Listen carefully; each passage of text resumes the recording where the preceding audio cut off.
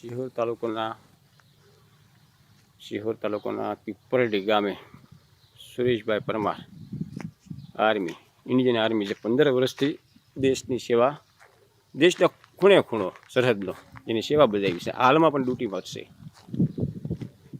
એમનું મકાન છે, સરકારી જમીન છે, કારણ કે એ પીપળી ગામની અંદર સુરેશભાઈ પરમારને પોતાનું મકાન નથી અને આરાજીનો પ્લોટ પડેલા 30 વર્ષ પહેલાં.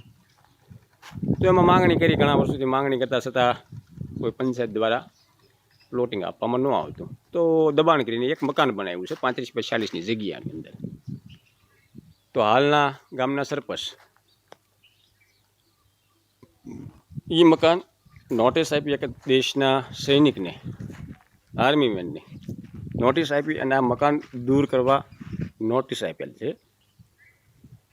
હું દેશના વડાપ્રધાન મોદી સાહેબને એક વિનંતી કરું છું કે સાહેબ, જ્યારે આપણે સિંદૂર ઓપરેશન, જ્યારે આપણે યુદ્ધ શરૂ કર્યું હતું ત્યારે સિંદૂરની અંદર સુરેશ પરમારે બોર્ડરે દેશની સિંદૂર ઓપરેશનમાં ભાગ લીધેલો.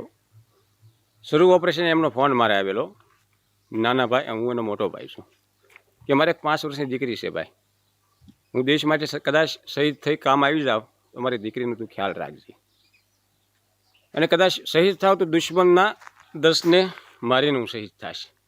આ એક ગુજરાતી મારો ભાઈ છે, એને એક મને વચન આપ્યું હતું. હાલમાં પણ ન્યા છે ઓન ડ્યુટી, છતાં પીપરડી ગામનો સરપંચ આ મકાન દૂર કરવા માગે છે. તો દેશ પ્રેમ હોય, દેશને પ્રેમ કરતા હોય એ લોકો આ સૈનિકને સપોર્ટ આપજો. જ્યારે 15મી ઓગસ્ટ 6મી જાન્યુઆરી હોય છે ત્યારે આ લોકો ધ્વજ ફરકાવે છે ને, ત્યારે મારા રૂવાડા બેઠા થતા હોય છે કે આ લોકોના વિચાર અંગ્રેજો જેવા વિચાર હોય છે અને દેશના ઝંડાને હાથ અડાડતા હોય છે.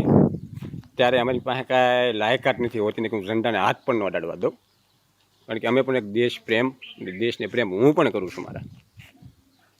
તો જો સાહેબ, અમે આ રીતે મકાન બાંધકામ કર્યું છે, છતાં પર્યાવરણનો ખ્યાલ રાખી વૃક્ષરોપણ, પક્ષીઓ માટે, પ્રાણીઓ માટે, નાના મોટી જે અમારાથી થાય છે. સરકારની પાસે અમારે માંગણી છે સરકારશ્રીની કે આ પ્લોટ હરાજીના છે, કે જે કોઈ વસ્તુ સરકાર માગે, જે જંત્રીના ભાવ ચાલતા હોય, જે કાંઈ દંડ થતો હોય, દંડ ભરવા તૈયાર છે.